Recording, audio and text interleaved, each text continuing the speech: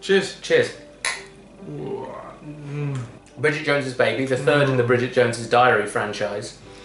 I really enjoyed it. How are you? Very well, thanks. How are you? I'm fine. Glass of wine? Have a whiskey, please. Big glass. Double.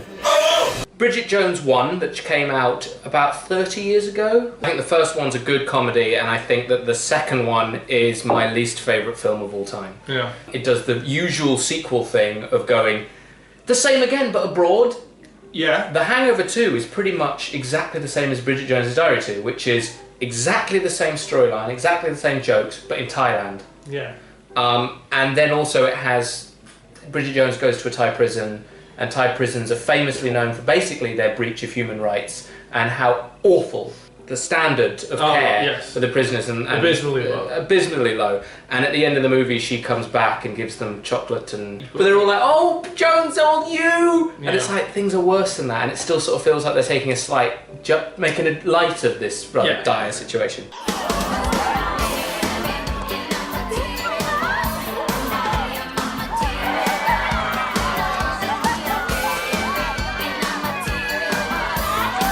Well, when I heard about Bridget Jones 3, I rolled my eyes. Yeah. When I saw the trailer, I rolled my eyes. Wow. When I saw the posters, I rolled my eyes.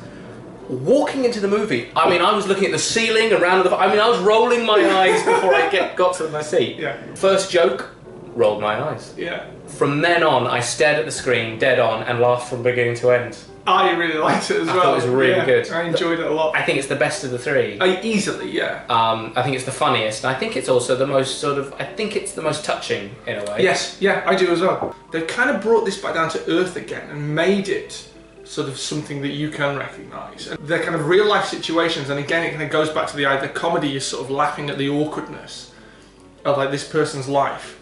And it's something that they just forgot about with the second one, and they bring it back with this one, and it works, and it's funny. Mm-hmm. And there are still things I don't like about, she's a producer on a news show, She's very successful. She's got this really expensive looking flat in the centre of London. Yeah. And there's still this sort of thing where you're supposed to sort of go, oh, isn't it kind of funny that she's on her arse? She's not. She's actually got a really good slice of the pie. Yeah.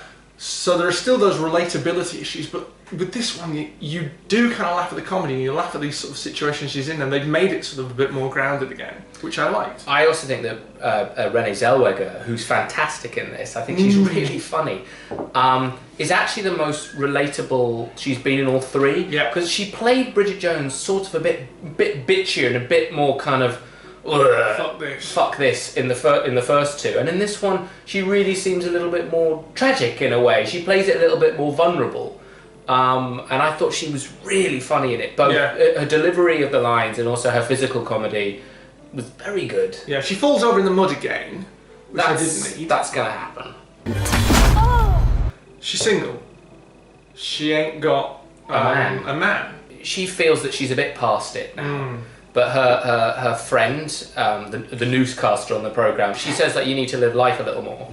And so she does, and basically she gets pregnant. But it's in the trailer, so yeah, she doesn't know who it is. She doesn't know who it is. Is it Patrick Dempsey, who is like the most eligible bachelor in the world? He plays a single billionaire. Yeah.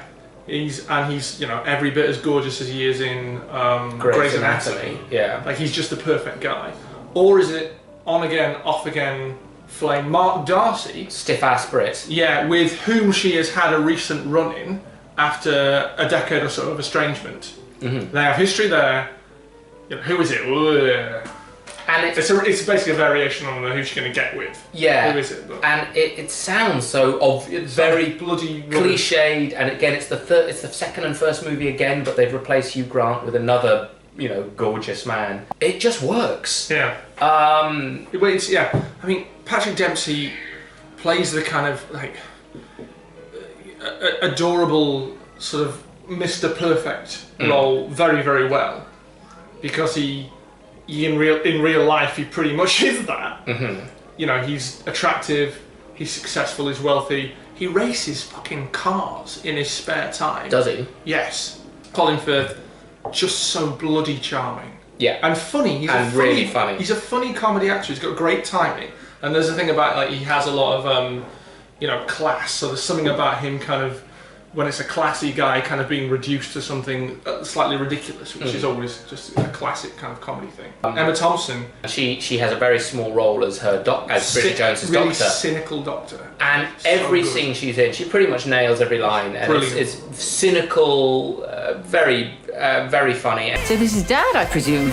So glad you could be here. This is a unique and wonderful moment.